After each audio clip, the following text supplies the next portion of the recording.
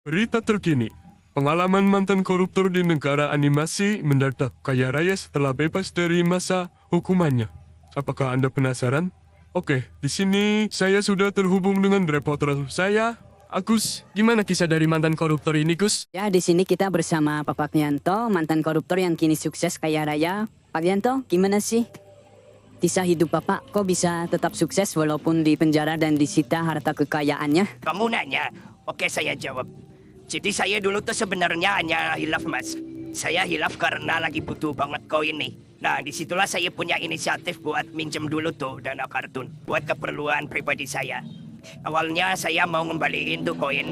Tapi lah kok kebutuhan saya makin banyak. Terus saya tidak angkuh melunasinya. Karena saya tidak ketahuan. Akhirnya saya ambil tuh sebanyak-banyaknya. Lalu sebagian koinnya saya titipin ke teman saya.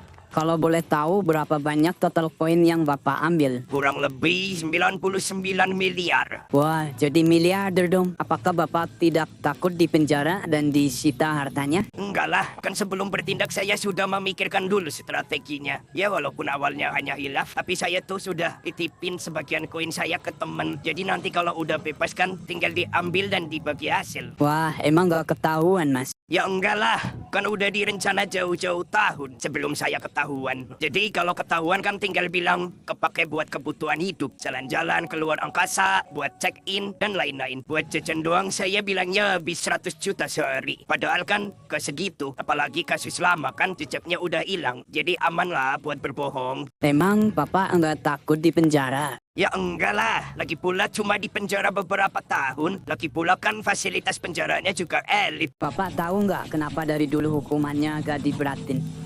Dihukum mati gitu atau minimal kurungan seumur hidup?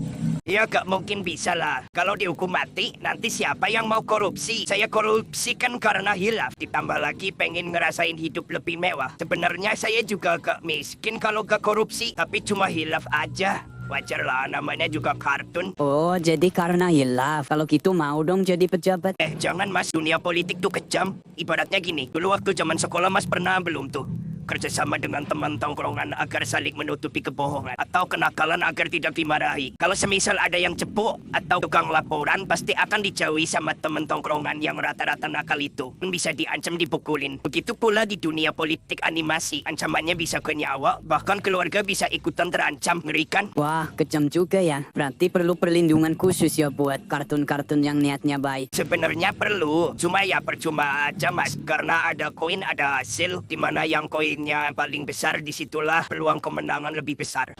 Ternyata naruh kepercayaan ke kartun itu kurang bisa diandalkan ya. Kenapa gak ganti sama sistem robot aja gitu? Kalau tenaga kartun diganti sama sistem robot, nanti para kartun kerja apa? Makin banyak yang nganggur dong. Iya juga ya. Jadi pendapat Bapak solusinya apa kira-kira? Saya kurang tahu ya untuk solusi yang paling tepatnya. Karena kita tuh sama-sama pernah ngelakuin hal jahat. Bedanya cuma saya jahat di kelas atas, sedangkan kalian jahat di kelas bawah. Tapi hukumannya justru seolah-olah berat di kalian kan? Ya karena dunia animasi bisa nge-cheat make koin. Wah, nge-cheat ya mas. Baik, sekian wawancara kami dengan narasumber secara langsung dari Agus dan juga Bapak Yanto. Ya, itu tadi penjelasan dari narasumber mantan koruptor di negara animasi. Jadi rahasianya nge-cheat make koin ya. Saya ulangi lagi, nge-cheat make koin.